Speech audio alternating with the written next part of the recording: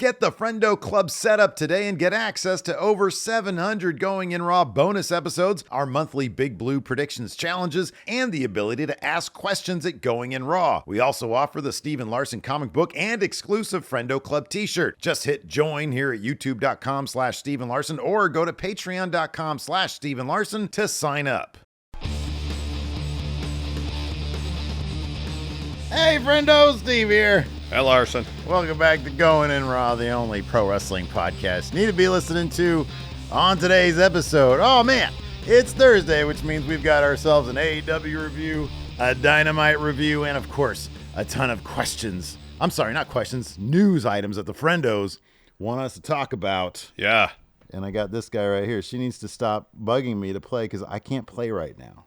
This is Salem. I can't play with you right now. Sorry, Salem.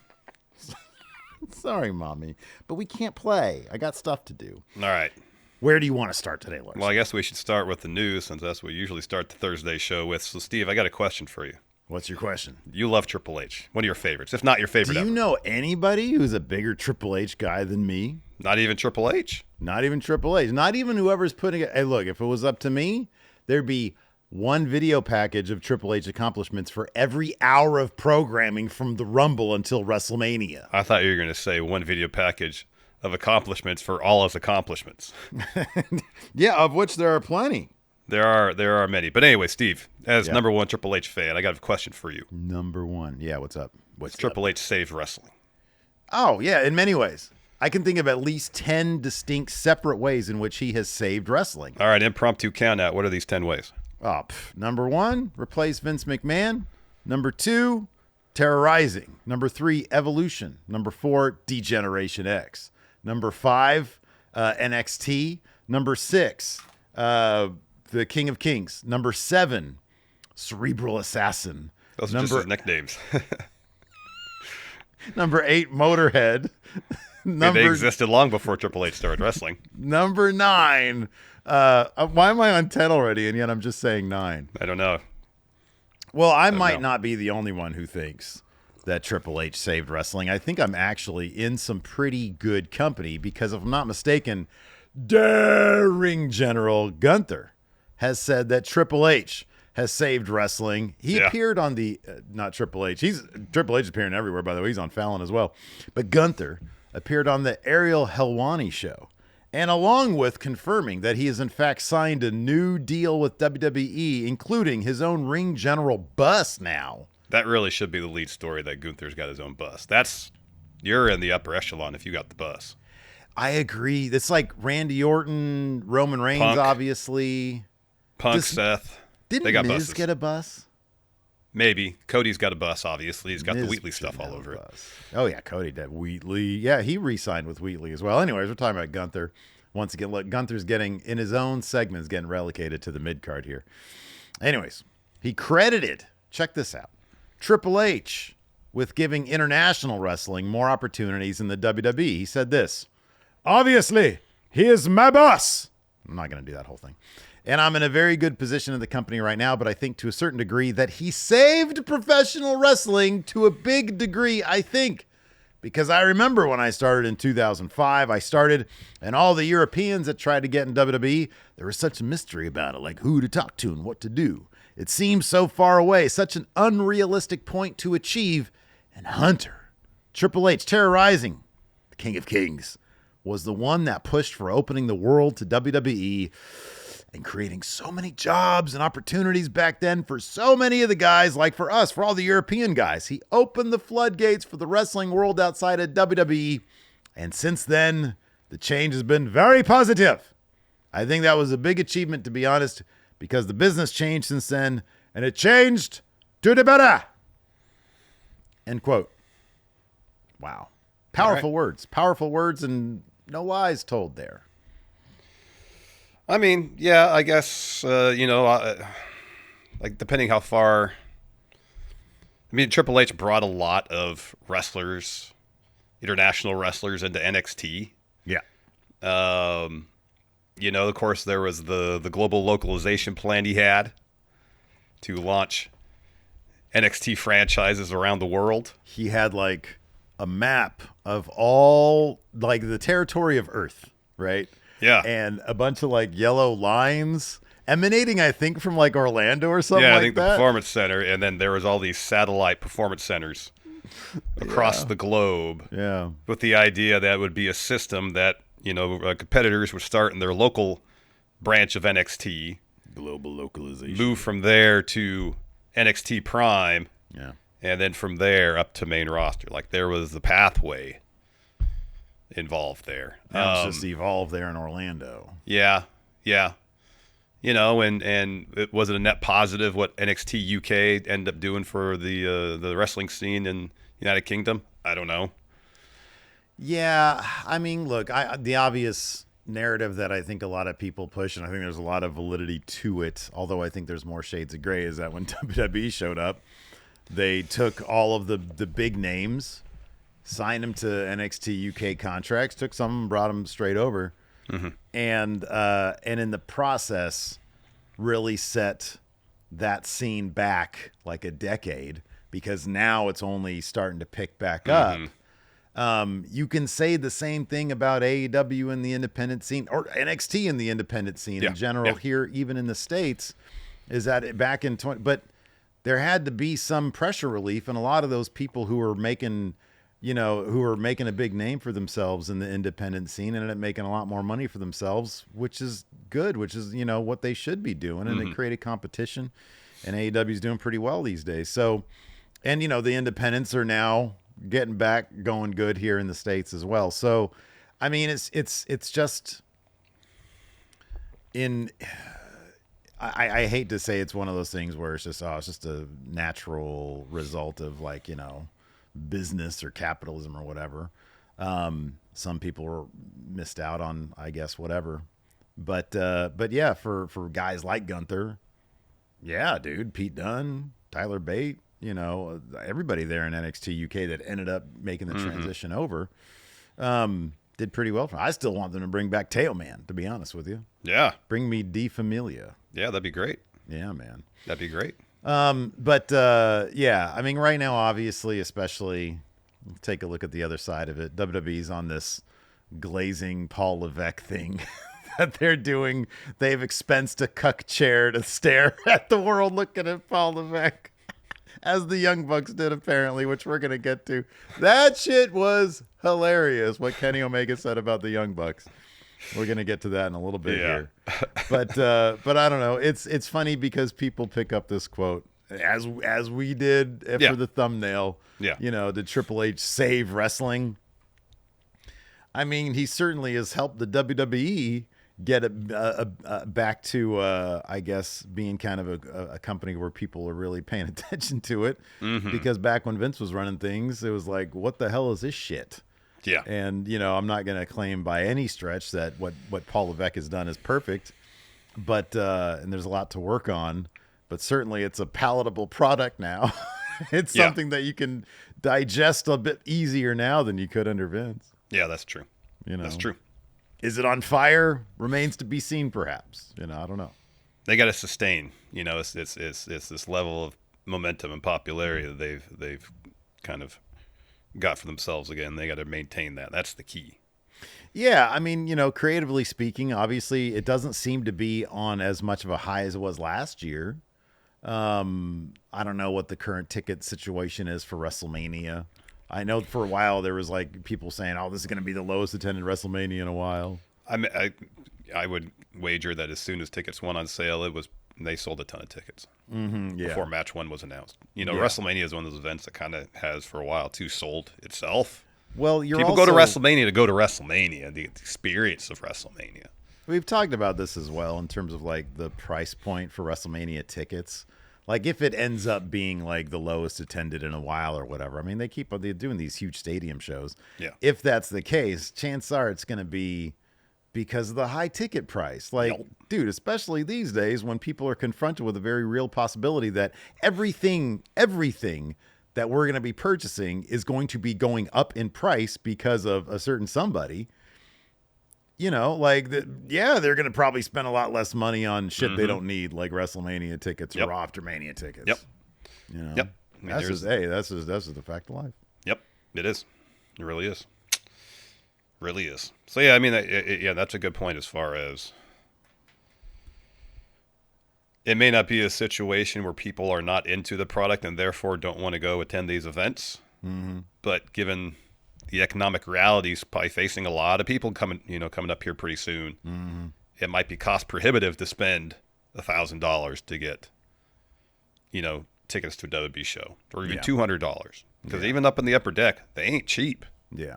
That being said, you can't discount the idea that the product is cooler than it was. Sorry, has cooled off more than it was, a year ago. Yeah. And if it was super hot like it was a year ago, maybe that wouldn't be the case. Maybe people would be like, oh, I don't care that.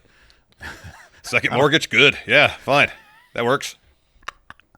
Right, exactly. I'm gonna have to pay $100,000 for an iPhone because we got some, we're paying $20 an hour for people screwing little screws into the iPhones. No, I don't need another iPhone. I got an iPhone 11. That'll last me another 10 years. Right. Yeah, but they don't. They brick these as soon as the new one's out, man. They brick these things so quick. So I have to. What do you got? What are you sporting over there? 12? It's 12. And I just ordered me a new one yesterday because I'm like, I don't want to risk in a couple of weeks this thing absolutely falling apart because it's held together just barely, and had to pay like double for it. Mm-hmm. Yeah. So I ordered a new one yesterday. But yeah, it's the situation where it's like, well, I've been kind of dragging my feet getting a new phone. Well, I can't do that anymore. Yeah, dude. I know if you want to work in fun. Hey, here's the thing, though. I love these things. I'm actually fine with that. Now, if it goes up to the degree that we think it might go up, but I don't know.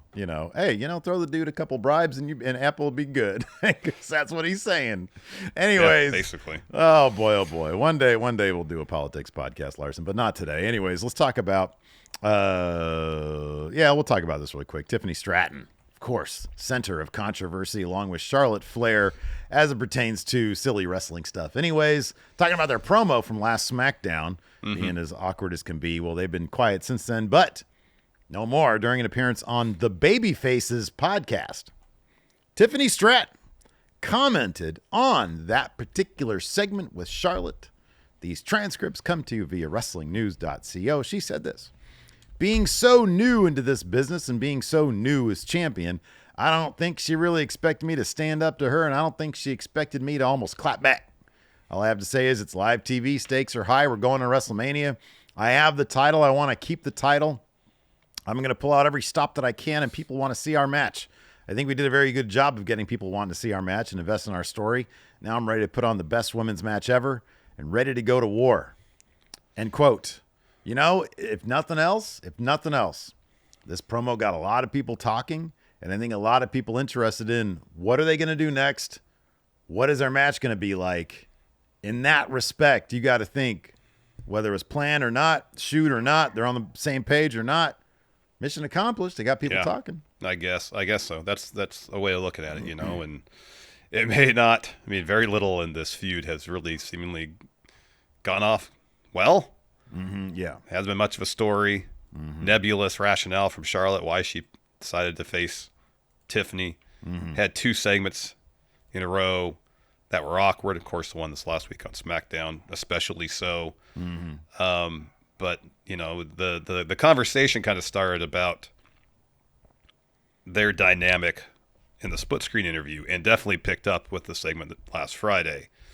So I guess it's one way to get people talking about a match that otherwise wasn't the subject of much conversation because creatively there wasn't much there. Yeah. No, that's absolutely true. It would be awesome to be a fly on the wall back there, listen to, afterwards, beforehand, how this all went down. If there was some actual bad blood there after the fact, or if they can sit back now and look at it and say, hey, you know what, we got people talking in that respect, we can continue on. But that's kind of the, one of the upsides, I think, to the ages old concept of keeping kayfabe, of keeping people out of the process, is if we knew going into it or coming out of it that, oh yeah, everything was planned and everything was good, it does take a little bit of the intrigue out of it. It's like, oh man, I don't know if these two are on the same page. We're going to see how this goes down. It's not too dissimilar to what was going on back with CM Punk back in AEW and Hangman Adam Page. And they were able to get through it. I'm really looking forward to seeing this match at WrestleMania, though. I'm kind of curious to see what they're going to bring. Yeah, it's going to be interesting to see if it's a situation where they kind of, what happened last Friday happened. Mm-hmm.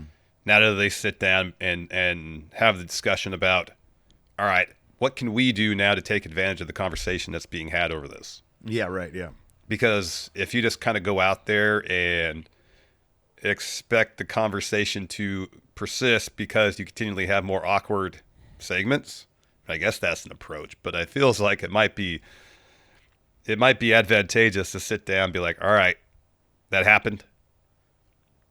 Let's move forward, but take advantage of it. Mm-hmm. As opposed to being like, well, this worked before in terms of getting conversation going. Let's double the awkwardness by being nowhere near the same page. Because at a certain point, it feels but then like aren't you on the same page? I mean, I guess that's the way of looking on it. If if it's like a circular. I don't know. Yeah. What was this? A circular? No, like a double helix situation. No, yeah, if it's something like where they get so much not on the same page that it all kind of folds back on itself, and you're on the same page. It's like wormhole. As opposed to just like a line where they're on opposite ends of line, and at no point will that line meet. It just continues going out opposite from each other to infinity. You know what I mean? You've got so many different theories on the universe right now. You've got the folding in on itself. You've got the infinite expanse. This is what my mind operates like when I don't feel well. Well, what'll make you feel better? Money, because we got some sponsors for the show today, Larson. So why don't we talk about them? Let's do it. This episode of Going in Raw is sponsored by BetterHelp. I've talked about my experience with therapy here on the show quite a bit. And while therapy definitely helped me learn the tools I needed to better cope with the severe anxiety I was dealing with in my mid-20s, I also learned firsthand that in-person therapy can be very, very expensive, with session fees adding up fast. But with BetterHelp, therapy can feel more accessible and not like a luxury. BetterHelp offers quality care at a price that makes sense. With BetterHelp, you can pay a flat weekly fee for sessions, saving you big on cost and time. Your mental health is worth it, and now it's within reach. Plus, BetterHelp is completely online, making therapy far more convenient. Back when I was going to therapy 20 years ago, I had to get in my car, drive to my appointments, and deal with LA traffic. But with BetterHelp, you can join a session with the click of a button, so you can fit therapy into your busy schedule. And you can switch therapists at any time. Your well-being is worth it. Visit BetterHelp.com/raw today to get 10% off your first month. That's BetterHelp, HELP.com/raw. And let's get a word from our sponsor, Tempo. Steve, I got a question for you. Sure. What's your question? Wasn't technology supposed to make our lives easier? Yeah, until they started bricking our phones. Instead, it just feels like more stuff gets packed into our days thanks to technology. So now it seems like we actually have less time to do things, including thinking about the food that we're putting into our bodies. Yeah, man. No, I'm with you on that one. And far too often, I'd find that when my schedule is jam-packed, all I had time for was some greasy fast food. But that all changed when I found Tempo. Tempo is a weekly delivery service that allows you to select from over 20 mindful meal choices that are crafted to cook in just 3 minutes, and they're delivered fresh right to your door. Tempo's dietitian-approved menu takes all the guesswork out of eating well, and they've got new recipes each week, like Tuscan turkey meatballs and chimichurri chicken that are made with real, nutrient-rich ingredients, which make it easy to keep up with your healthy lifestyle, and they have a variety of meals tailored to your dietary preferences. And for a limited time, Tempo is offering Going In Raw listeners 60% off your first box. Go to tempomeals.com/raw. That's tempomeals.com/raw for 60% off your first box. Tempomeals.com/raw. Rules and restrictions may apply. And let's get to word from our sponsor, NordVPN. So we found ourselves in a situation where we wanted to cover WWE's recent European tour right after the shows happened. But with only Raw airing live here in the States, we had to find a way for us to watch SmackDown as it happened. Yeah, man. And with NordVPN, we were able to switch our virtual location so that we could watch SmackDown live and get our recaps done right after the show. We could watch it with no buffering or lagging because NordVPN is the fastest VPN in the world. NordVPN also keeps your private online data safe and offers premium cybersecurity for the price of a cup of coffee a month. Their threat protection feature keeps you safe from viruses, malware, and phishing sites. And if you're traveling and have to use public Wi-Fi, Ew. NordVPN is there to protect you wherever you are in the world. To get the best discount off your NordVPN plan, go to nordvpn.com/raw. Our link will also give you 4 extra months on the 2-year plan. There's no risk with Nord's 30-day money-back guarantee. The link is in the podcast episode description box. The thing that I love about it is that when I watch, because I got rid of cable, and so I just fire up the Nord, and I watch NXT on Netflix, because internationally it's on Netflix. Oh. My favorite thing about that is in between, like, where there's usually like commercial breaks or whatever, they'll show just like a shot of the crowd. It's just sort of a meandering shot. It just goes like that. And like there's like a little very, very vague sort of NXT background music there. Is it live shots? I think it is. Yeah. It's not like exciting. It's I just didn't know if they had like stock footage they rolled every time, if it's the same footage every time. I don't think so. I think I'll actually check on that. I'll check on that next time that I watch NXT and see if it's different from this week, because it's all just a bunch of nerds wearing wrestling shirts and they're all just like, oh God, these seats are not that comfortable. Oh God.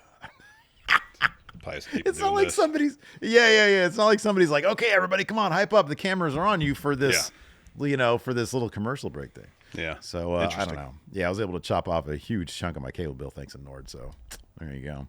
Anyways, so now's the time of the show, Larson, where we look to the friendos every week. I post up a thread, a community tab thing over at the channel, and I ask the friendos, what do you guys want us to talk about here on Thursday? Yeah.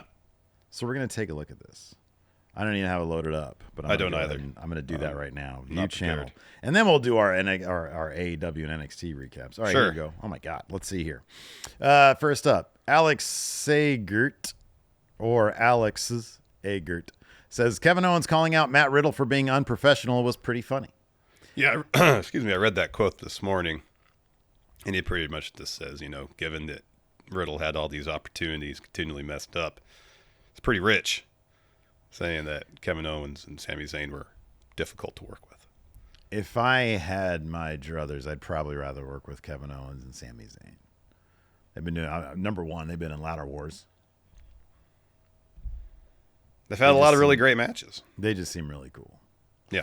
Let's see here. Canal Zero says John Cena advertised for next week's SmackDown. The go home. Yeah, he's going to be on the go home. Yeah. That's good. Is he going to get the upper hand there, or is Cody going to keep the upper hand? That's a good question. That's interesting because, the way that last segment concluded where he said, see you at WrestleMania, champ, and then bang, Crossroads. Kind of seemed like that was it, but. I got 3 words for you, man. Pull apart brawl. All right. That's where if he wasn't advertised per se, I would say 2 words for you. Video package. Yeah, we'll probably get that this week. Let's see here. How about this one? So, like, a lot of people have been giving interviews lately, and I've not had time to listen to any of them, really. But Diehard Homer brings up Drew McIntyre feeling, I saw a headline for this one, feels storytelling and emotion are more important than the actual in-ring stuff, than the actual wrestling matches. I mean, storytelling and emotion add more depth and weight to the in-ring stuff. That's for sure. I will say this. There is more power for me personally in Hangman Adam Page refusing to allow Prince Nana to apologize for the horrors inflicted upon Page than like a randomly thrown together match between 2 guys and no story. Or maybe a 400,000 explosive 8-man tag match. You know what, though? At least AEW is getting to the point where their roster is developed and the stories have crossed enough paths. They have.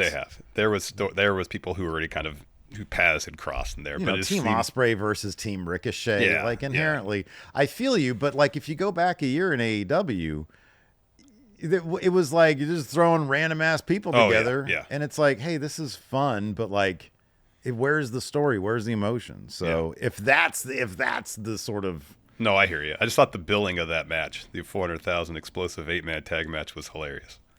I love that shit. I'll be honest with you. Whenever they generate some weird money thing, I know. it's like they're not getting paid anything more. What are you talking about? I know.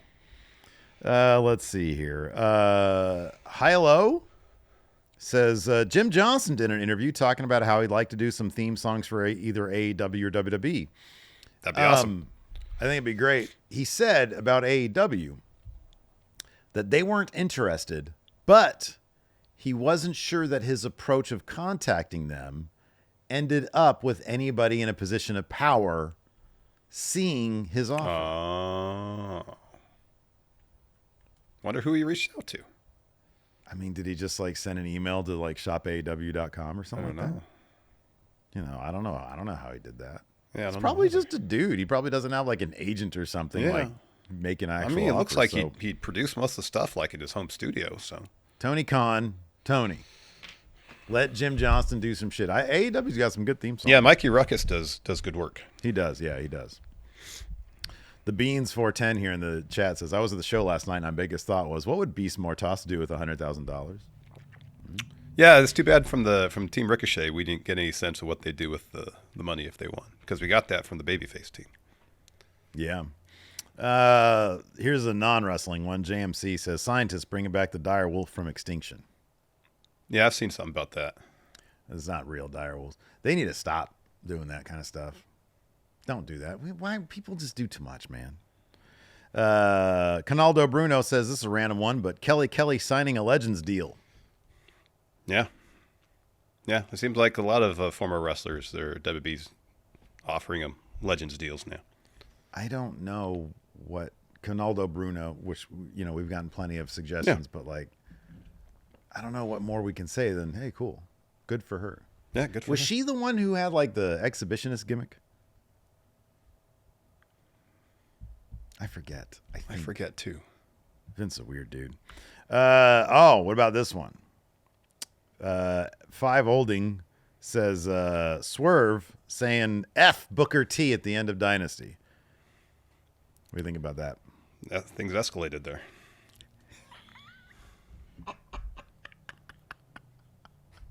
And then Booker T said, let me give you some advice. You know what, man? Larson, if you ever catch me saying, let me give some advice to like some young, already successful podcast. Yeah. It's one thing if somebody comes to, hey, Stephen Larson. We unsolicited advice you're talking about, yes. Unsolicited advice to somebody who's already wildly successful. Yeah. And this is a blanket statement for old people. Coming from an old person. Shut up. Stop. Stop telling successful people that are a lot younger than you how to be successful. Mm-hmm. They're already there. They're fine. They're good. Yeah. I love Booker T. Who's a bigger Booker T fan than me? I don't know. I don't answer that question. I don't even answer that question. But you might. Yeah. But yeah, old people, just stop. Just shut up. RVD, he's on my Mount Rushmore. Just shut up. Stop. Bubba Ray, he can talk. He's good. He can keep going. Gotcha, that one. Balbroni says, oh, man, I don't know about this one. Maybe you know. What's the best Slayer album? Oh, I don't know. I like a lot of different genres of music, but I'm not a huge that well versed in metal outside of like a few artists and a few albums. Yeah, same. Let's see here. We talked about that one already. Oh, this one pertains to the old Smash Zone show. Joker Smiley says, have you seen the trailer for The Luckiest Man in America about the guy who won the Press Your Luck thing? No. Michael Larson was his name. Is it a documentary or is it a... Dude, it's an A24. Walton Goggins plays fucking Tamarkin. Wow. Yeah. Does he do it as Baby Billy? Honestly, they should have like just done a fake version where it's Baby Billy's Bible Bonkers. Have you watched any of the latest season? No, I haven't. We're going to catch up. Episode 4 is so good. I know. I've heard all that stuff. It's so good. What's his name? Paul Walter Hauser? Yeah. plays Michael Larson. Okay, he's wrestling. Yeah. He's wrestling for Progress, I just saw. Yeah, I saw that too. He had Chris Pratt cut a promo for him for Progress Wrestling. Wow. Yeah. Let's see here. That's just a question. Lord Blake Whitehouse says Ric Flair is still being under contract with AEW. I mean, we had heard it was a multi-year deal. Yeah, I mean, just because they're not promoting his energy beverage, I guess, doesn't mean the contract necessarily expires. Maybe the promotional aspect of it was a much shorter term than the talent contract. I don't know. Pretty slow week for wrestling news because that's it. That's all we got. Anyways, so yeah, AEW Dynamite, first one after Revolution, went down last night. The Young Bucks came out, kind of explained themselves, said, "Hey, Hangman Adam Page, we did that for you." Well, I don't think that was they were necessarily being honest. That's called driving a wedge, Steve. Who might have doubt their sincerity? You know, that's what they said they did, and they did it, Larson. I mean, I could feel the snark coming through the screen when they were saying that. Speaking of coming through things, they got a cuck chair on the company dime, Larson. What are your thoughts about that? Kenny Omega's promo. There's a couple things Kenny said that people were like, what was like, that oh my Shih gosh. Tzu? What was that Shih Tzu story he told? I don't know. I think sometimes he just Dynasty. It wasn't Revolution. It was Dynasty. Sorry, Dynasty. Sometimes he just whatever. says stuff to make himself laugh. I think that's what it is. I think you're right about that. He was trying to find a way to say shit on TV and was like, Yeah. I'll talk about the dog. That promo was hilarious and awful all at the same time. Yeah. It was meandering. Yeah. Oh God, it was meandering. There's so much of that where he was just saying stuff to make himself laugh. He was dressed like I do when I walk my kid to school in the morning. Yeah. That always cracks me up. So yeah, what did you think of the Young Bucks' first appearance since Dynasty? You know, I'll say that I appreciated how the beginning of the show was constructed, where it went from one thing to another, like bang, bang, bang, bang. Sure. I thought the execution was a little clunky. Okay. Some of it.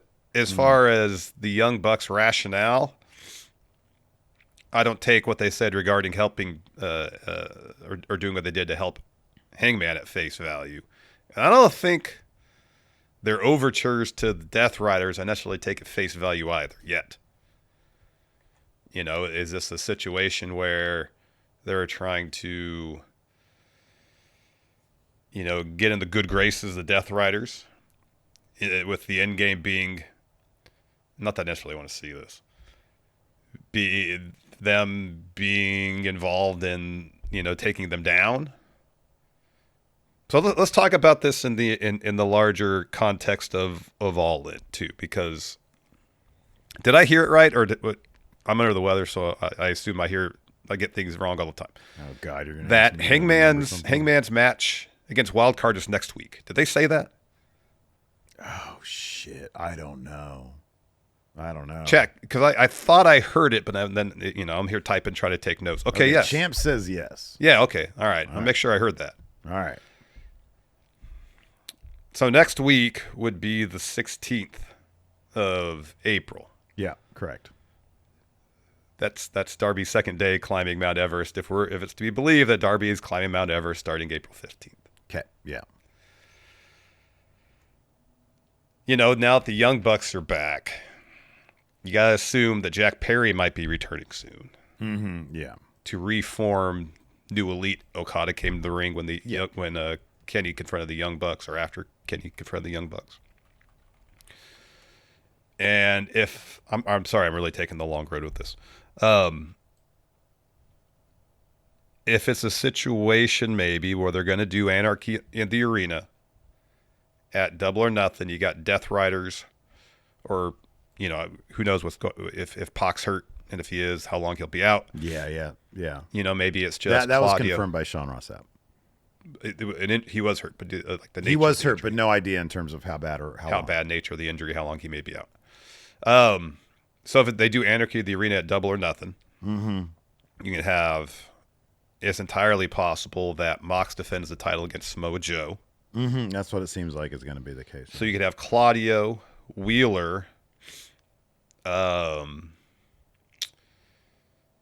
and Nick, Okada, Perry, taking on Swerve Kenny, I guess you can have Hook, Shibata, and then 2 other people representing, I guess, AEW. I mean, for an Anarchy in the Arena, but I guess you got to throw Hangman in there somewhere. Yeah, that's what I was going to get at. And then you have time to tell the story of whether Hangman gets involved, so on and so forth. Yeah, yeah. So, but all right, let's take Darby out of this Owen tournament. Yeah. Let's assume it's Jack Perry as the wild card. Okay. First, does Hangman win that match? No. All right, so we're going to get Kyle Fletcher versus Jack Perry, heel versus heel. My question is this Ospreay or Hangman's tournament to win to face Mox at All In? So if Darby's not in it. There. I'm trying to think of it like another Callis guy that it could be the wild card instead of Perry. Well, he said he was looking to hire more people. Because if you got, but then you got Callis versus Callis, so maybe that doesn't work. He doesn't seem to care about that. Like with the first thing he did with Will Ospreay. Takesh is on the other side, anyways. Yeah. So E-Dub says Josh Alexander, and someone said in AEW they hope it was Josh Alexander was going to be the wild card. Josh Alexander versus Kyle Fletcher would be a hell of a match. Yeah. Hangman's going to lose thanks to everything that's going on right now. Yeah, probably. You take him out of it. So then, you can do Josh Alexander versus Kyle Fletcher, which is a really good match. Josh Alexander moves on. I'm sorry. Kyle Fletcher moves on against. So Will Ospreay wins the tournament. Will Ospreay wins the tournament. That's the all-in. That's the all-in match right there. Yeah, it'll be the all-in main event then. And he loses.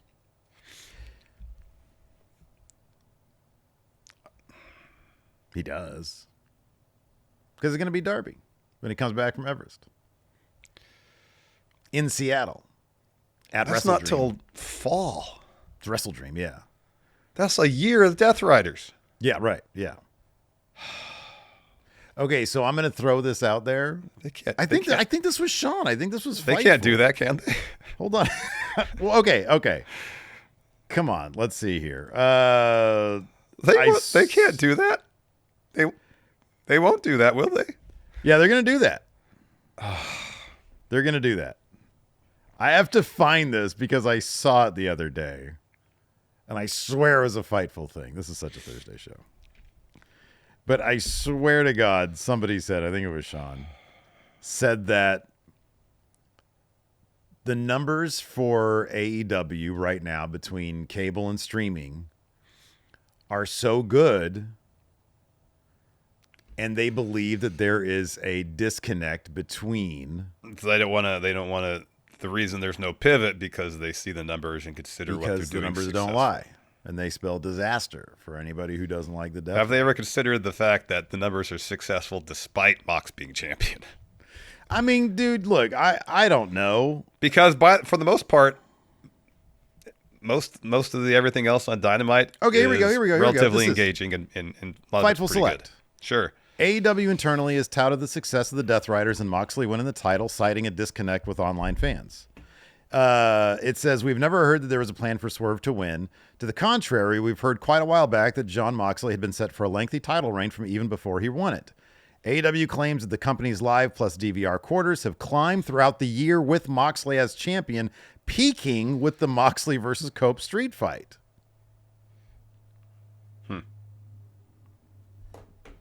Why would you pivot if business is up? I'm disheartened to learn those numbers, Steve. Apologies, my friend. I'm already under the weather. Yeah, I'm looking for something positive to lift me up, and then you give me that. Yeah. Wrestle Dream, Seattle. They're going to do it in Seattle. That's like in September, man. I think October. October, maybe? It's October. No. I was hoping the end point was near. Yeah, I know. I thought that it was going to be the big stadium show. But then once it was like, oh, who's the wild card? And like that, the Owen determines. But they got to get it's the same thing with they're just doing Roman. It was the same thing. But it's not as interesting. Every big name that they can possibly do. Samoa Joe is a natural one. Swerve they just did. They might squeeze in Kenny at some point between now and then. But I'll say this. The reason regardless of it was Darby beating Mox or not, that I thought it would happen at All In. It's a huge stadium show. It's, comparable to WrestleMania. It's the natural crescendo in terms of the largest show they'll do for the year. You have the story you've spent months and months and months telling, and you have it conclude at the largest show of the year. And here's the thing. And dude, honestly, like I'm just sort of taking myself out of it. But like, once we get to All In and it's Will Ospreay, everybody, just remember these words. Everybody and their mom is going to be saying, oh, it's going to be Ospreay at All In. It's going to be Ospreay at All In. It ain't going to be anybody but Darby fucking Allin. He's going to Everest. We had the funniest comment the other day. Huh. Somebody said something along, did I save this one? Maybe I might have screenshotted it. God dang it, I don't think I did. But somebody said something along the lines, I'm paraphrasing. Yeah. Steve and Larson think of Everest as a bigger deal probably because of how old they are. And when they were kids, it was a much bigger deal. I'm like, do you think we were born in the 20s? I don't think how big of a deal it is has changed. I understand there are pictures of all these rich people getting to a certain point on Everest, and there's trash everywhere, and it seems like it's like a DMV line, right? Yeah. But it's still Mount Everest. Yeah. It's still a big deal. Yes. There's a reason all these rich people probably pay a ton of money to go to a certain point and take the picture, because they say they climb Mount Everest. Mm-hmm. Yeah. It is a deal, and that's why the rich people pay all that money to do it. Right, yeah. Because it is a deal. CV85 says, Sean Ross Sapp even said yesterday that he thinks Darby would be the wrong guy to beat Mox. That's great. He's fucking wrong. Darby is going to... Look, I love Sean, and I'd say that to his face. I totally would. Darby is going to fucking Everest, and he's going to cut a promo about AEW, and he's going to probably plant a flag along with all the other trash that's there, and it's going to be the biggest fucking thing. And I will I will quit the show if he doesn't do that. Look, if he dies on Everest, that's horrible. That's one thing. That's the only way this is, or if he's like, oh, this is too hard. Well, even if you rewind back to when Mox retired Danielson, who was the focus as far as Team AEW during all that, when they're all down there reacting? It was Darby. Darby, yeah. Who did Mox beat to get that title shot? Darby. Yeah. Mox says to Darby, you're not ready to be champion. Yeah. I can't tell you why, but you're not ready. It's an actual long-term story. Yeah. And the place, and especially if they do it at Wrestle Dream in Seattle, they need to do like a fucking decibel thing, like a sound thing, because this is going to be the biggest pop in the history of mankind. Well, this is going to be huge. It'll be loud, but I don't think it's going to be the loudest pop ever. Mm-hmm. Yeah. Oh, dude, no. Listen, what's the loudest pop in history? I don't know. Sonic Boom.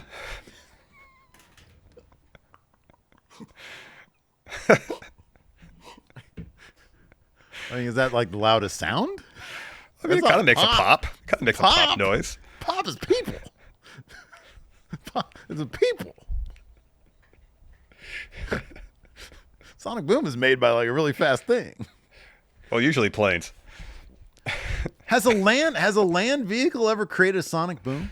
Yeah, I think they strapped a jet on a land vehicle and it broke the sound barrier. Yeah, not like a plane, not a plane on some wheels, but I mean like like a jet engine. They just don't take off. Yeah, like they broke the sound barrier in a car, right? Well, not like the car, not like the Batmobile in the first Batman movie or the Batman '89, not like that. But kind of like that because that jet engine. It's not a very aerodynamic car, that Batman. No, but it looks cool. It's got the jet engine on it. It does have a jet engine on it, yeah.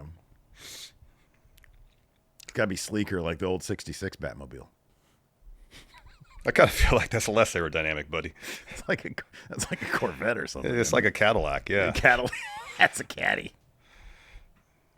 Oh, wow. Oh, R-rated Goose says Toba Volcano, I think, is the loudest sound in history. Okay, that makes sense. I love this. When they blow because it wasn't like when Mount St. Helens, the top of that blew off. It was super loud. Yeah. I love this here because like 99% of our audience in the live chats, they're all just goofs like us and they're having a good time and shit. Yeah. There's always one guy, Rick71 says, do you have any idea the irony of railing against veterans, explaining the rights and wrongs, while you guys with zero experience outside of just being fans talk about how creative should work? I do understand the irony, Rick. Joke's on you. He's so upset for no reason. And he's also far behind the live here. Oh, all right. Oh, that's funny. Booker is allowed. I'm not telling anybody they can't say what they want to say. I'm just saying shut up. That's what I'm saying. Rick, it's like 20 minutes ago too. So Rick is going to get to 20 minutes later into the podcast. Yeah. We're going to be long gone and he's still going to be Yeah. Oh boy. Mr. Noob with the super chat says, let's be honest, you. folks. We were cheated out of weeks of vignettes of Beast Martos going around to various places trying to spend $100,000. That's true. I agree, quality man. Content right there. Hey, Rick. I agree with that, man. Give me that that'd be shit. great. What do you think Rick would do with $100,000? I don't know. What would you do with $100,000? That's really the question we need to ask ourselves. The boring. You want my boring answer or my fun Steve answer? Both. So boring would be obviously just pay off my debts. Pay off debt, yeah. Yeah. I mean, that's what I'll be doing. I'd hoard it right now in this economy. I'd hoard that shit. Oh, yeah. You put it in a shoebox. I'd buy the next all dip. bills. I'd buy the next dip, like all those other insider traders. Oh, my gosh. Don't even start. I know. I know. Oh, my gosh. Yeah. No, I don't know. Normal shit. Horny stuff. Go to strip club. Horny stuff, you say. Yeah. Horny stuff. Put a basketball. Horny stuff like market manipulation, like Maggie says here. Yeah, Yeah, buy a front. I couldn't even get. Can you even get front row at WrestleMania? No, probably not for $100,000. No, not at this point. Yeah. I don't know. Nah, man, take the wife out to a nice steak meal. All right. $100,000 steak meal. $100,000 steak meal. Yeah, man. Oh man, go catch like a busted open live show, maybe. Oh, there you go. Get a Bubba Ray meet and greet. You go get a meet and greet with Bubba Ray. Yeah, man, absolutely. That is hilarious. Anyway, I suppose we should talk about Dynamite at some point, huh? We're talking about Dynamite. So it's been at least 15 minutes since we talked about anything wrestling related. I'm gonna be honest with you. No, it's great though. So yeah, the Young Bucks come out and they say, No, we went over all that already. Oh, we did. Mox came out first. Okay, yeah, they show up with Mox. He has a promo. Kenny says they bought a cut chair. He said, no, that's when Kenny makes his entrance. He just says, hey, there's a lot of talent here at AEW, and they can't get together when it counts. He wonders why the Young Bucks returned. Says, we don't recognize you anymore. You better figure it out and be real careful before you make any moves. So Mox comes to the ring because he has a match against Shibata. I was surprised how quickly this match ended. It was like 8 minutes. I mean, Shibata's their camera guy. He's the ops camera guy. No, I understand that, but he's still Shibata, Yeah, I know, man. I like Shibata. So anyways, Mox wins by choking him out. Young Bucks music hits. They come in the ring. They step up to Mox, but Marina steps between them all. And Mox is like, hey, it's time to go. So they leave. So Nick talks first, and he said, everyone's wondering why we cost Swerve the title. Well, we did it for a couple of reasons. First, we did it for our good friend, Hangman Adam Page. It's what you wanted all along. And we never forget who our friends are. So then Matt takes the mic, says, I wish, Mox, you'd stuck around. What we did at Dynasty, consider that a peace offering. We got no problem with you. While we sat at home, we realized we had more in common with you than we thought. You want the best for AEW. You want AEW to change the world just like us. We've been impressed by you, Mox. You've done what we couldn't. Taken over AEW. Last Sunday was our elevator pitch to the Death Riders. Imagine the synergy. of the Elite and Death Riders working as one, Mox and EVPs together. So, John, come back out here and discuss some business. Instead, we get Kenny Omega. Yeah. So Kenny comes out and he's like, "Oh, you did it for friends, did you? I remember the last time we met. It's when you pushed me off a stretcher that was taking me to a hospital. I actually forgave you, though. What I was doing when I returned for my legacy, not for revenge." And then he tells a story about a high school friend. He used to go to his house to play video games, and he had these two Shih Tzus, these ugly yippy dogs. And he says, when I'd go to this place, they'd take a shit on the floor. And I'd be like, "Hey, you got to clean that up." And he's like, "Oh, don't worry about it." So as time went on, more dookie piled up on the floor. And he said, and I had to say, "Hey, why don't we go to my place?" And he's like, "That was what AEW is like when I wasn't around. There was shit all over the place." He says, "Last time we saw you, you were shredding some documents. We all know how you live. We know you like money. You were shredding up receipts for the private jets, for the executive chair that you turn towards the bed." And then you hear the crowd go like, "Is he talking about a cuck chair?" That is the joy of Kenny Omega. He'll throw stuff out there that you would never expect, and he doesn't even punctuate it. Nope. It's just so low key that it's like, it's all matter of fact. Yep. What the fuck did he just say? So anyway, talks about that. He says the part that pisses me off though is that the Bucks almost killed the company that I gave my heart and soul to. He says the time off has treated you wonderfully though. Nick, you look every bit the 90 pounds you were before you left. Matt, you look about as red as Nick's lapels, because Nick was wearing a black suit with like super red lapels. Yeah. He says, but how about this? Let's just cut out the middleman and I'll come to the ring and we'll fight. So he gets up there. He gets on the apron. Okada comes down. Kenny is, he's worried about him. So Swerve's music hits. The Bucks and Okada look towards the ramp, but Swerve sneaks in behind them with the chair. They run. Swerve tosses the chair aside. Him and Kenny fist bump. Kenny leaves. Swerve says, "Now it's buck hunting season, and I'm here with a shotgun ready to blast on some EVPs. They couldn't leave well enough alone. I dealt with them last year." And then he gets blasted from behind by Pac. And then they have a match right after that. And then Pac ends up kind of tweaking his leg, goes to the outside, has it checked in, comes back in like a champ, like a trooper. Basically on one leg. Yeah, he's literally on one leg. Yeah. Just to take a Swerve super kick and a Swerve stomp. So shout out to Pac, man. That guy is absolutely great. He is. Swerve picks up the win here. More Death Rider stuff later on in the night. We had Claudio and Wheeler Yuta facing Samoa Joe and Hook in the main event. The Ops get the win here with, I think, tapped out to the Red Rum, if I'm not mistaken. Yeah. Yuta tapped out the Red Rum while Joe had Claudio in the clutch on the floor. Yeah. Mm-hmm. Yeah. And then we get Death Rider's attack. Claudio hits a neutralizer on Hook, so he sets up a chair and then turns it upside down so the seat and the back are on the mat and the legs are facing upwards. Mm-hmm. And so he hits the neutralizer on Hook between the legs, so the support, what do we call it, bars. Mm-hmm. Yeah. That help keep the chair sturdy. So then Joe slides back in the ring and chases off Death Riders. He gets the mic and just yells, "Death Riders! Death Riders! You're acting like a bunch of dick riders." That was fucking hilarious. That was. Yeah, he calls them cowardly sons of bitches. He says, "If you're not going to come down here and give the people what they want, let's make it simple. Us versus you for the trios titles." Yeah, that was good stuff. That was good. You got a new name. You guys are acting like a bunch of dick riders. The Owen Hart tournament continues on, both in the women's and men's divisions.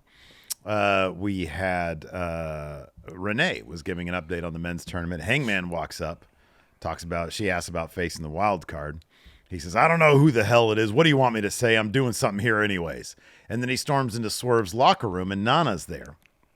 And he says, "I need you to tell Swerve something.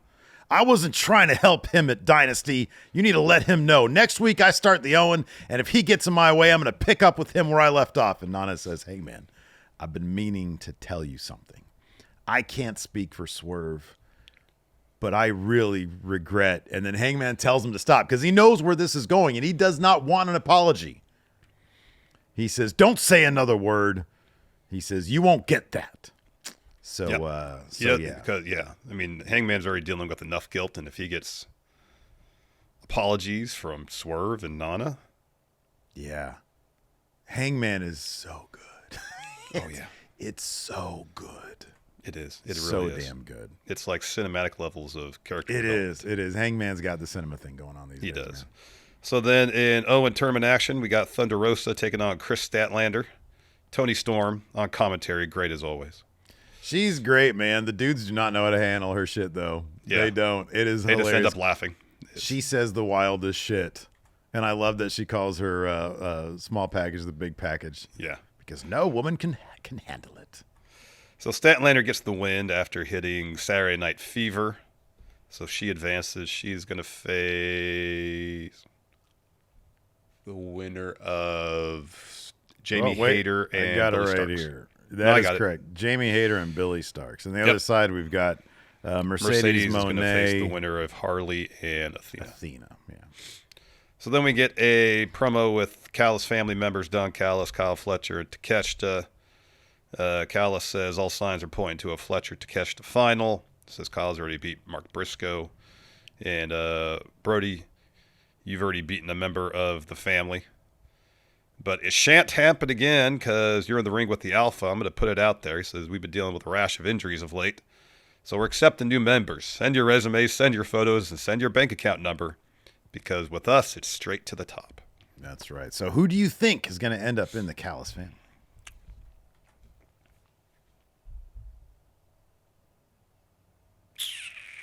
You know, it'd be cool. You know, it'd be cool. Given that they got kind of a friendship going now, Kevin Knight. Good talent, needs something to hang on to, or needs something to sort of like chew on, you know? Some character, something character-wise. Yeah.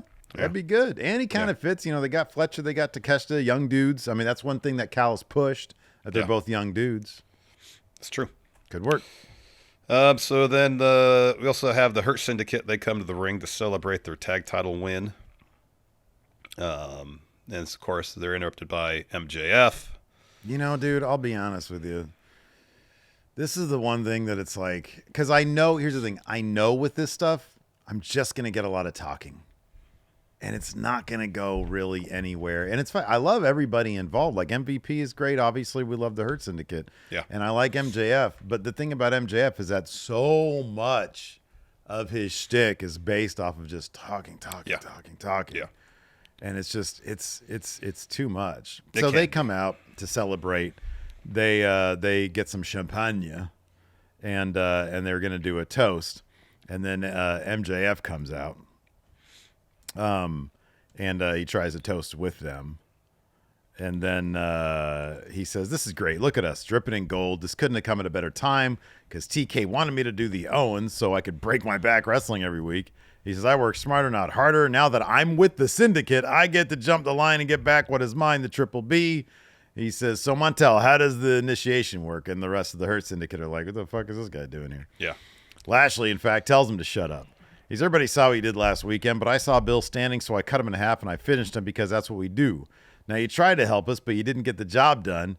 That's another reason why we don't need you. So they argue a little bit. Shelton and MVP stand between them. MVP says, Max, we go way back. And in order for you to join the Syndicate, you need to get these 3 thumbs up. So they're going to do a vote. He says, y'all already know how I feel. He puts his thumbs up. We all know how Lashley feels. Shelton, and he does this at first. Doesn't know where he's going to go, and then he goes, thumbs down. Mm-hmm. So Lashley's like, Shelton, thank you. They leave. MVP says, I don't tell you. So later on, we got an interview with Alicia and MVP. MJF interrupts. He's like, get out of here so I can talk to MVP. So he says, look. Oh, I'm sorry. No. Later on, this is a Hurt Syndicate interview. Sorry. Mm-hmm. And they sort of say, Lashley says, everybody knows that MJF is not to be trusted. I don't like him. We don't know him. Shelton says, Bobby's right. We don't need anybody. But little George Costanza is kind of funny. And I think that Lashley literally broke at that point because he just left. Yeah. Like, it looked like he had something that he was supposed to say there. Yeah. But I think the George Costanza line made him laugh. Anyways, they leave. That's when MJF steps in, tells Alicia to leave. He says, why am I getting treated like a punk bitch? He does the old Pulp Fiction line. He says, do I look like a dog to you?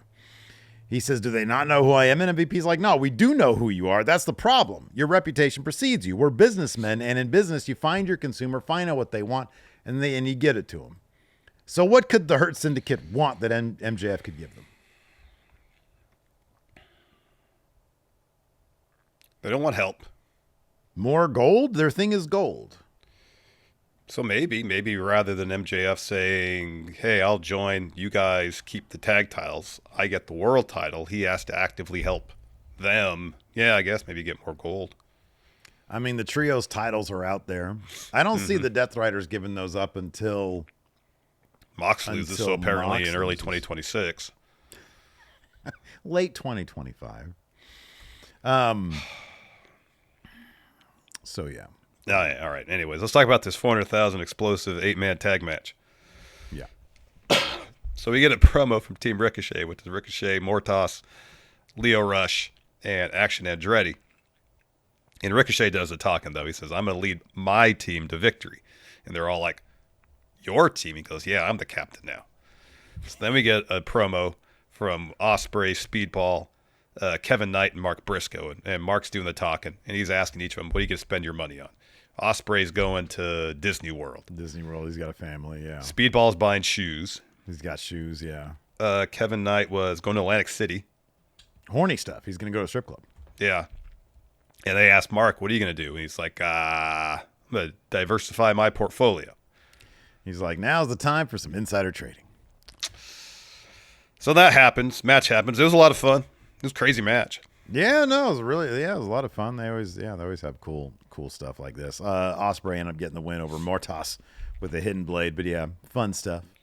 Also, Megan Bayne, coming off a loss to Toni Storm, puts the women's locker room on notice. We have an interview with her and Penelope Ford. Asks how they feel after Dynasty. Ford says it was a taste of defeat, but it changes nothing. Everything is just going to get worse. This division won't move on because we won't let it. We don't care who. I don't care how many. And then Megan interrupts, says, I will make you bow down.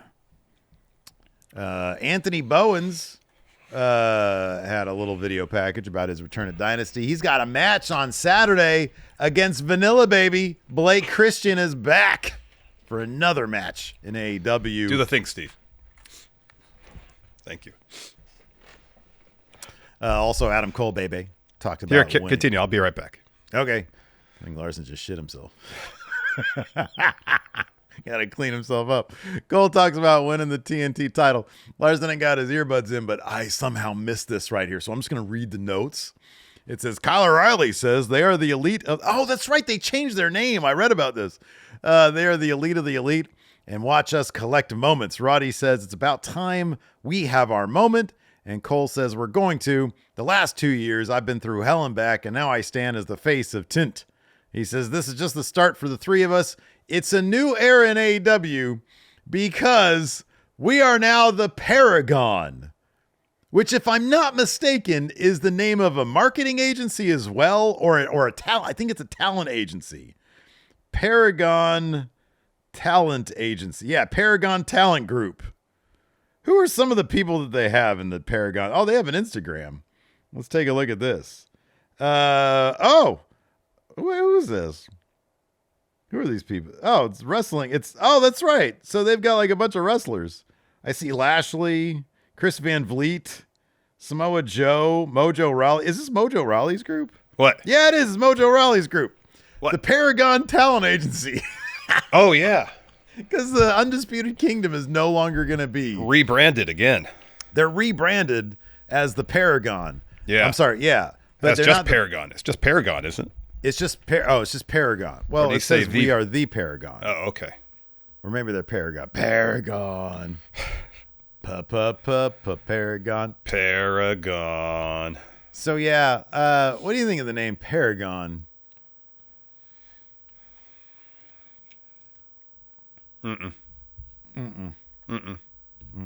not really. You think Paragon's going to be rep by the Paragon Talent Agency? Maybe they are already. That could be. Mojo Rawley was like, hey, you guys want to stay hype? Be with the Paragon Talent Agency. Could be. Adam Cole was like, I don't think so, but I'm going to steal that name. Great name, though. Stay hype. Let's see here. Also, we've got Chris Jericho going out on tour with Fozzy, so he's going to be gone for a while. The way they wrote that off was he shows up and he said he's very disappointed with having lost the Ring of Honor title. That brings out Big Bill and Brian Keith. Yeah, they take that as an opportunity to air some grievances. Yeah, Big Bill says if you come out here and lecture us and use us as your beat dummy, we're going to leave. And he says Brian Keith feels the same way. And Chris Jericho's like, is that true? And Brian Keith seems like kind of non-committal about the whole thing. And then so Chris Jericho does kind of like lay into him a little bit. And he says, a lot of people say it's your fault that I lost the title, but I'm not a lot of people. And so he says, I'm just very disappointed. And then he starts crashing out. He grabs his Floyd and he starts like beating the TV screen. I'm disappointed. So he basically destroys the Learning Tree set, symbolically, I think, ending the Learning Tree. And then he leaves. Well, he does this. He goes and he points the bat in between Bill and Brian Keith. It almost seemed like he was pointing the bat at the audience. Yeah, I was kind of confused about that as well, because he wasn't pointing it. It was right in between them. It was right in between them. And he says, I'm just disappointed. And until you change that, and he's pointing the bat towards the crowd, I think it's best that I leave. He was splitting them. Like if it was to the crowd, wouldn't he be pointing at hard camera? Well, I think they want it to be ambiguous like that. Because he wasn't looking at them either. Yeah. He was looking past them. Like I felt like it was supposed to be directed towards the crowd. I feel like that's a valid interpretation, but I do think like it's kind of up to interpretation. Oh, absolutely. I mean? And I'm not saying it's really obvious. I think it's intentionally ambiguous in terms of who exactly he was talking to. But it kind of came off as weird, to be honest with you. Anyways, afterward, like later on, we see him walking outside, starts bashing shit with Floyd, then gets into an SUV, and he drives off. So what do you think the next iteration of Chris Jericho is going to be, Larson? I don't know. The crowd is for whatever reason, they had a problem with Chris Jericho before. They seem to be okay with him these days. He doesn't have to wrestle his matches outside anymore. Yeah. I don't know what he's going to do next. My point is, I think that he can, whatever he wants to do, face, heel, whatever, I think that he'll have the opportunity to do that. Oh, absolutely. Yeah, I think so too. It's all dependent on the quality of the gimmick as opposed to. Yeah, and that's the thing, is that he's done so many things that, like, I don't know what he can do that it'd have to be really interesting, and I don't know what it is. Yeah, I don't know either. And that's your NXT recap. No, AEW. What did I say? Oh, NXT's up next. Yeah, all right. We got 15 minutes on the clock. All right. I'm joking. People, AJ Otani, I think, was one who said, you guys just do a 15-minute NXT review at the end. It's such a breezy, kind of non-consequential show. It's plenty of fun. It was plenty of fun this week. Yeah. It's plenty of fun. Let's talk about this. Mm-hmm. So the main event was the 6-man tag match. Had Oba, Trick, Javon Evans taking on Dark State. Yeah. Anything happened during the course of this match that would lead you to believe that Javon, or Trick for that matter, not the leader of Dark State?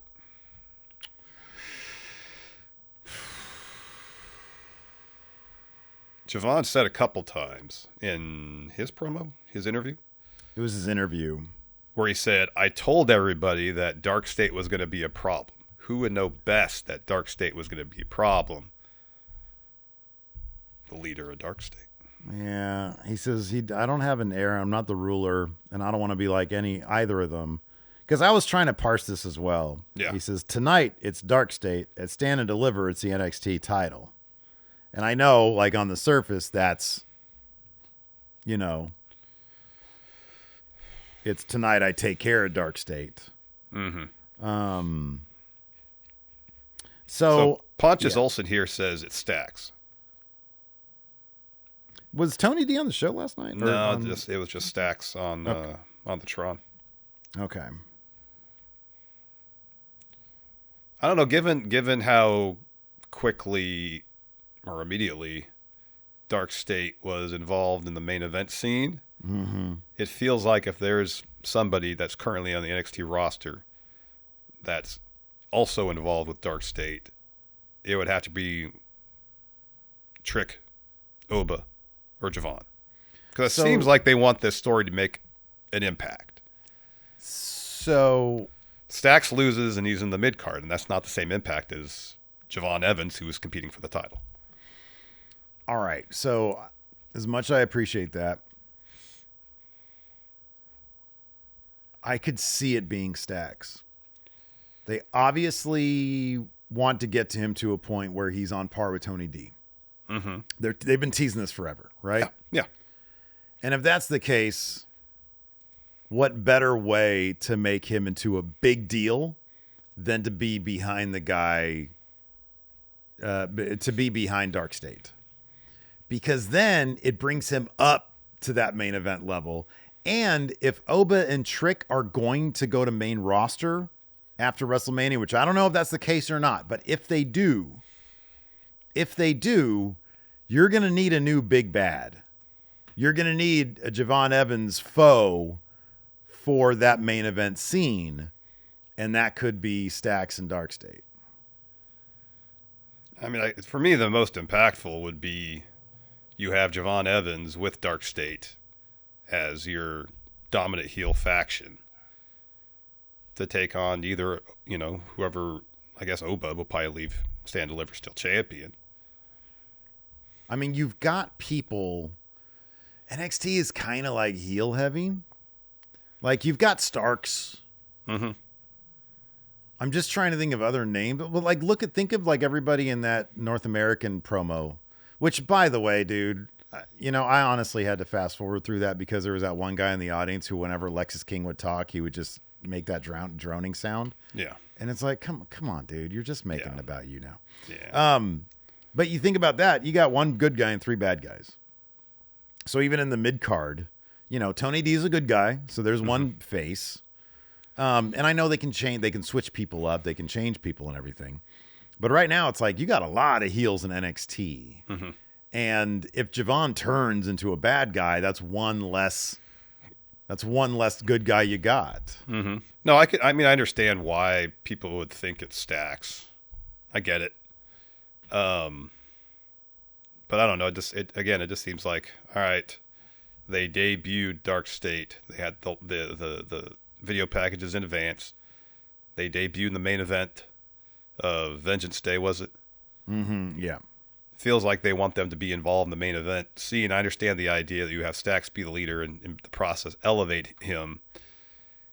It just feels like with Stax, there's a lot they got to do to be seen as a dominant main event heel group because Stax hasn't been anywhere near the main event. Yeah. Yeah. Whereas Javon literally is the main event of Stand Deliver, or Trick for that matter, So yeah, Trick, Oba, and Javon Evans teamed up in the main event, take on Dark State. And let's see here. So, I mean, the one thing, like, Dark State hit, like, a triple team powerbomb on Javon, Javon Yeah. to get the win. I'm like, but, in wrestling, like, a good swerve, sometimes it... Yeah, throw you off. You got to get beat up, in the story. Yeah, I mean, it doesn't necessarily make sense now, but, considering we're supposed to believe these matches are real fights. Mm-hmm, yeah, exactly. Yeah, people could really get hurt. Yeah. So afterwards, Stax shows up on the Tron. That's when he says, on behalf of the Tony D family, if Dark State wants to start chaos next week, we could do that in the parking lot. So we also are closer to finding out who Stephanie chooses to face at Stand and Well, Deliver. we did find out. Is it Julia? No. So what happened? She opens the show. Oh, all of them. That's who it was. That's all of them. Yeah, she opens the show with an interview backstage. Asked, when is she going to decide who she faces at Stand Deliver? And she says, "Well, I'll probably decide after this match." So she walks ringside and joins commentary to watch Jordynne Grace's match against Jada Parker. It ends in a DQ because Grace and Parker are on the floor. Parker's kind of like stumbling over towards Stephanie. She pushes her. And so Jada slaps her. Stephanie gets up looking for a clothesline. Parker ducks that, and Jordynne Grace eats it. And that's when the ref calls for the bell. So they're all fighting. Julia's music hits. She comes to the ring. to make the save. Her and Stephanie clear the ring, and then Julia headbutts Stephanie, hits her with a Northern Lights bomb. And then later on, Julia has an interview, and she's like, "Why did you drop Stephanie?" And then she says, "At Stand and Deliver, there are no friends. I want a rematch." Yeah, she wants a rematch. Yeah, so later backstage, Ava, Stevie Turner, Stone are talking. Stephanie walks in, and Ava asks her, "Hey, have you made your decision for Stand and Deliver?" And that's when she says, "I want to face all of them." Yeah, man. Yeah. Stand and Deliver, who do you see coming out of that match as the champion? It's an interesting situation with, of course, reporting on Julia is that she was injured and had to drop the belt, but she wasn't out that long.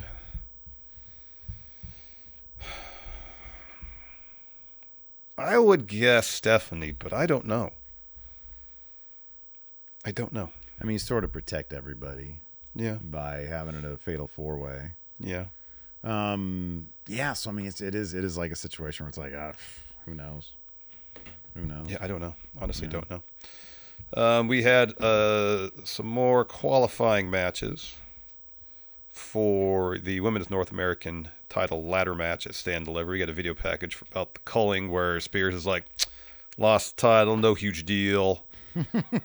My focus is on helping the rest of you anyways." So Izzy, you gotta appreciate the attitude there.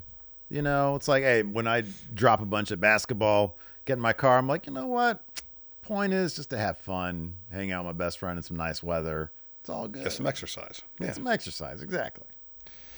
So he says the focus is now on Izzy getting an opportunity to get in that ladder match, and then Brooks and Nico, they're going to beat Hank and Take tonight. So we also get a bit backstage where Fatal Influence is talking about having qualifying matches, and JC and Fallon are arguing about winning the title, and then Jasmine stands up and says, "It's going to be me that wins the title. You both have my back, yeah?" Yeah. And then she leaves before they can give an answer. Yeah, that was kind of a big dog move right there, because you got two people arguing. Like, hey, no, you know what? It's going to be me. And then she just leaves, and they're like, oh, crap. It's set in stone. Like, there's no debating that now. Yeah, but then she goes out and loses to Sol Ruka.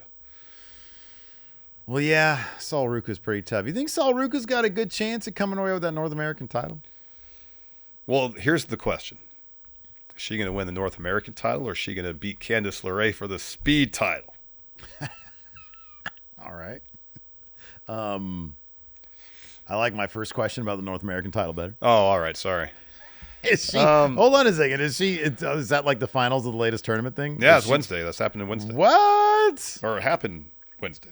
All right. So they're right advertising on NXT. Right now, you got Zarya, Kalani Jordan, Sol Ruka, Izzy Dame, and then 2 TBDs. Yeah.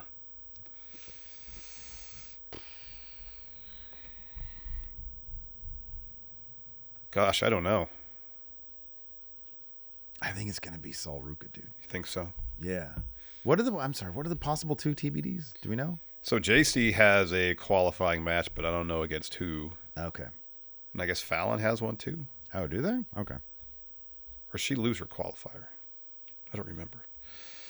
Later on, though, Izzy Dame wins her qualifier against Ren Sinclair. She hits the powerbomb. I felt bad for Izzy because she hits the powerbomb and then pins, and then like gets up off the cover at 2 because she thought it was 3, and the ref stops.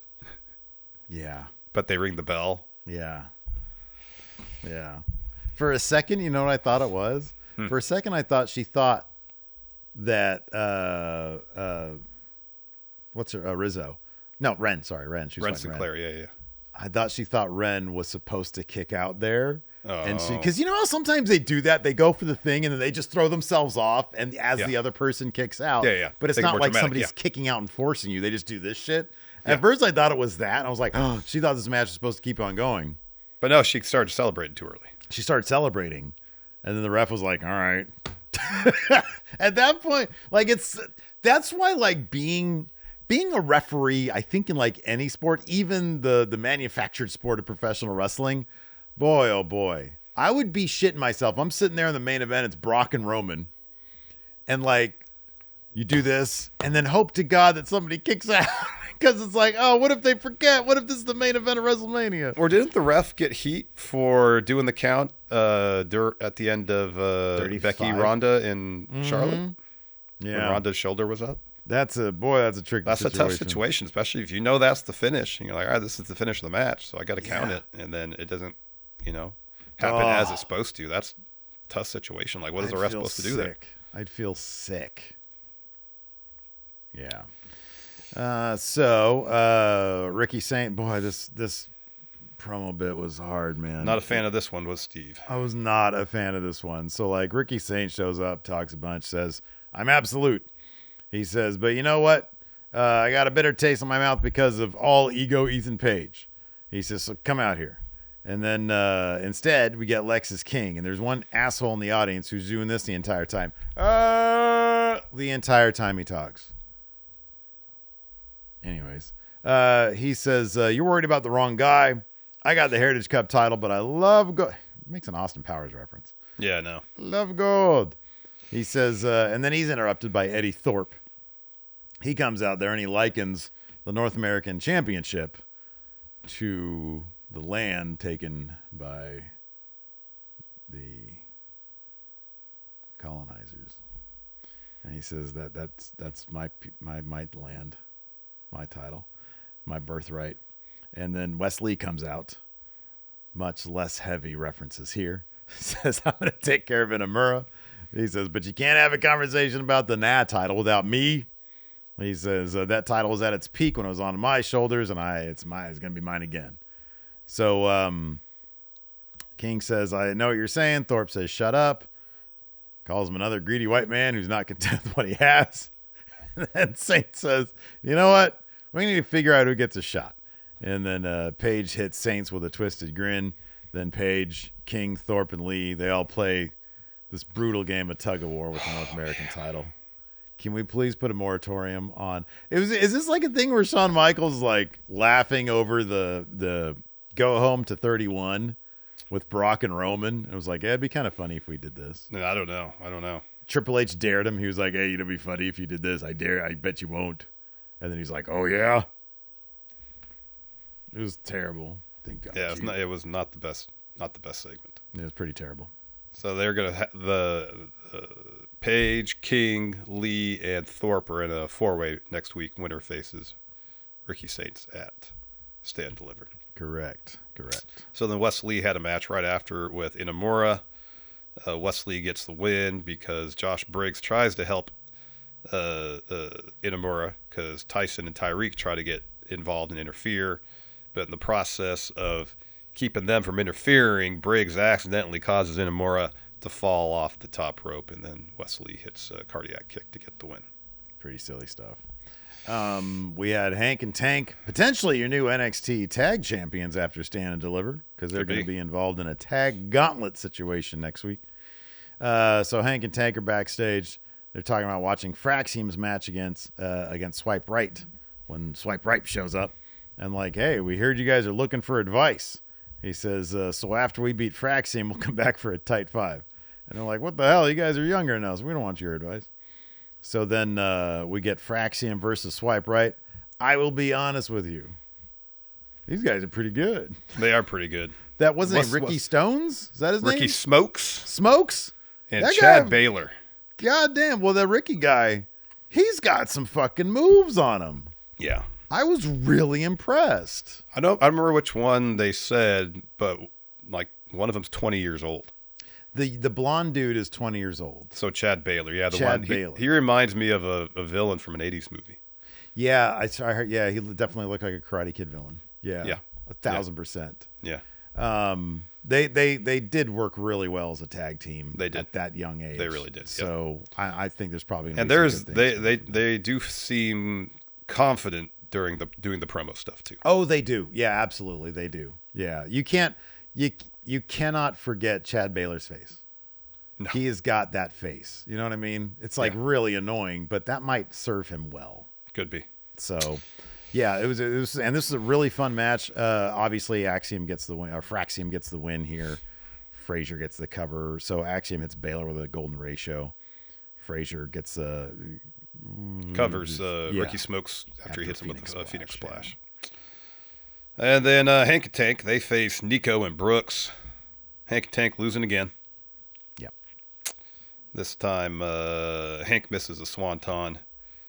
Nico tags in, so he and Brooks hit their finisher to get the W. Later on, Andre Chase is walking backstage, and Kale and Uriah are watching one of their recent matches. And at first, he offers them some advice. He's like, "No, you don't want to hear from me." He's like, and they were like, "No, we want to hear from you. Help us." So he agrees. When the camera pans over, Hank and Tank, they're upset about their loss, wondering if it's even worth it to carry on as a team. Street Profits step in, and they say, "You got to lean on each other and stick to being who you are. Be Hank and Tank." And the Dawkins says, "Hey, there's a tag gauntlet match. You're in it. Winner faces Fraxium at Stand and Deliver." Yeah. Yeah, I could see Hank and Tank winning everything. Yeah. I think that'd be a huge pop if they win at Stand and Deliver. Yeah. Would you like to answer some questions? Sure. All right. Here we go. Let's see here. Jamie Salam says, or Jaime Salam, what do you think of the gear choices from Dark State? Oh, they're fine. I thought they looked cool. Yeah. They're all themed up, black and white. I thought they looked cool. Yeah. Saquon is still the guy in that group, though. Yeah. By far, I think. Yeah. Nate Cruz asks, what song are you guys listening to the most at this moment? Is there a song that's in heavy rotation for Steve here? Yeah, so I watched the other day, the 24-Hour Party People again. So I got some Happy Mondays loaded up. Like one, I don't know if it's necessarily one song. I also listen to some Joy Division. Mm-hmm. In silence, or walk away. Good job. I would try to join you, but gosh, what was I listening to? What are you listening to? Mastodon's The Last Baron. Oh, okay, there you go. Listen to that. For a second, I was trying to learn how to play Master of Puppets on guitar. Mm-hmm. That's cool. I was also listening to because I finished up the Narcos show. Oh. And there was a song on there from Juan Gabriel called No Tango Dinero. It's like, I ain't got no money. I got nothing to offer you except for my love. And it's such a fun fucking song. Yeah. I'm trying to learn all the lyrics to it. They're obviously all in Spanish. Mm-hmm. But I'm like, man, it'd be kind of cool to try to learn Spanish via Juan Gabriel. Yeah. Yeah. Let's see here. Fear and Loathing says, what woman wrestler should Don Callis recruit to neutralize... Wait, he says, should Team Taz 2... Who's Team Taz 2? To neutralize Marina Shafir. Like the Ops? You talking about the Ops because it got Hook in it? Maybe. Oh, yeah, that would make sense because their Ops are feuding with Death Riders right now. Yeah, that makes sense. Serena Deeb? That's a good one. I could see that. Oh, what was her name? The submission special, not Serena Deeb, but the kind of MMA type chick, kind of short, Layla Hirsch. Oh, I don't think she's with AEW anymore. Oh, really? She out? I don't think so. Okay. I think she'd have fit really well with the Ops. Yeah, I think so too. Luis here asks, what kayfabe boss did Jib Johnston contact? Maybe Jack Tunney or Christopher Daniels? Christopher Daniels actually was working with talent relations backstage. That was his real job. Yeah. Jack Tunney, I think he passed. I think he's gone. Let's see here. Well, maybe Jim Johnston was thinking, well, AEW is a place where the best wrestle. Let me reach out to the best wrestler alive. So he actually contacted Caster. Max Caster, yeah. Oh, wow. Here's a good one. Gorilla Mon says, which modern AEW star would you place in prime black and gold NXT? Here's the different question. If AEW never existed, who in AEW would be NXT black and gold if that never stopped? Who would be their top star today? Who would be, oh my God, we're going to get this match at TakeOver?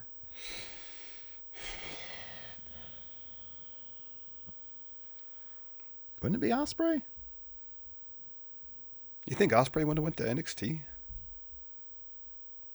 If Black and Gold had continued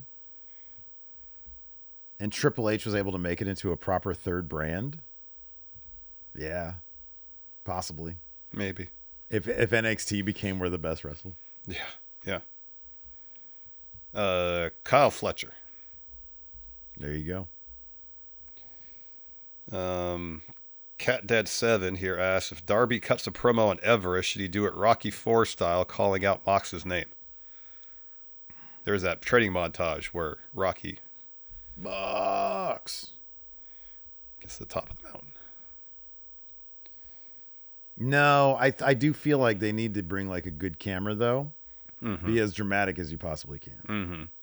But I don't think, man, here's the problem with cutting a promo on Everest. Don't you have to be wearing like a mask the entire time? The oxygen stuff? I don't know. I think you do because it's so thin up there. Yeah. So he probably wouldn't be able to do it at the summit, obviously. Maybe at base camp. It's still really high up there, but not, 25,000 feet. Alex Foster asked, what ludicrous stories would you guys make up about how great Triple H is just before his Hall of Fame induction? What? I'm sorry, wait, what? What ludicrous stories? Is this a reference to the Gunther thing? What ludicrous stories would you guys make up about how great Triple H is just before his Hall of Fame induction? Oh, dude. I don't know what that's in reference to. I don't know what that's a reference to. I feel like it'd be some story about how we got in touch with him, so he was on the show, you know. Oh, yeah. Even though it was just Steve doing his Triple H impression. He used to yell at Larson for interrupting him too much. Yeah. Joe the Meme Maker, if AEW had a Hall of Fame, who should be in the first inductee? Sting. Timor here says, if both of you were put into the Hall of Fame separately as individuals, which one would get the weekly Triple H style video packages and which moments would be highlighted? Oh, wow. Boy. You know, Steve, since you have the 65% winning percentage in basketball. Now, how about this? This is what we do. This is what we do every week. We do a 3-point shootout to determine who gets the excessive video packages. It's all based on one 3-point shootout. All right. Really, not the series. Really incentivized. We'll see who would fold under pressure more. Yeah. You know, like you set the tone with a 6, but it's like, oh man, I might get a 4. Exactly. Or I'll get like an 18. I don't know.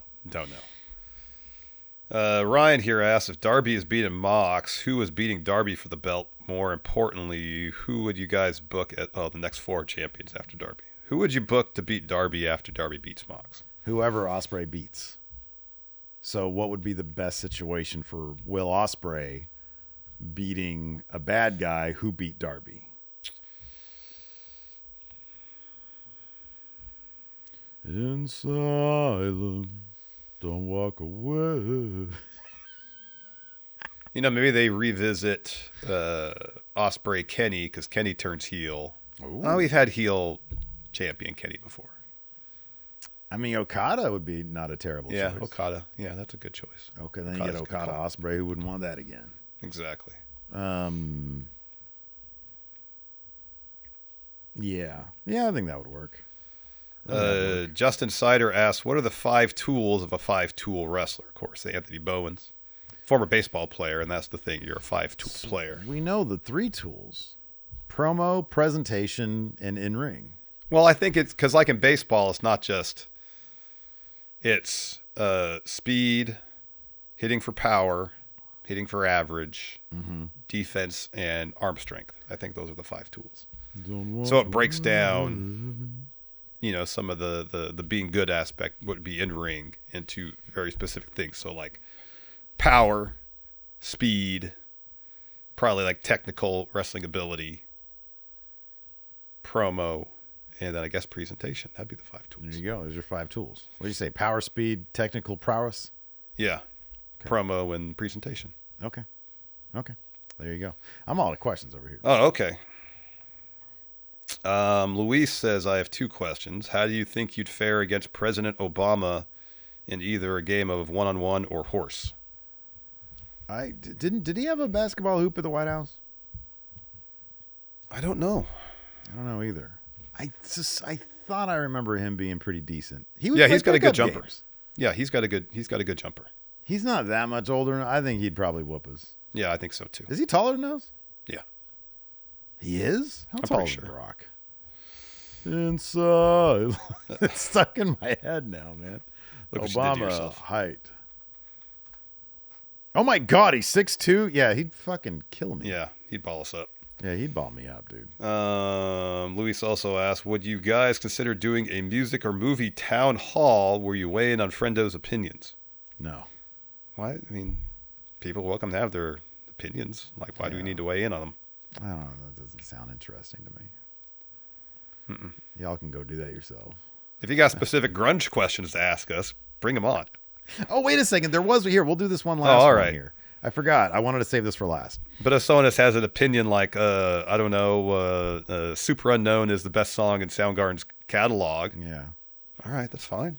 I've never liked Eddie Vedder. Okay. All right. Teach their own. I like what is there to discuss really there? Yeah, right.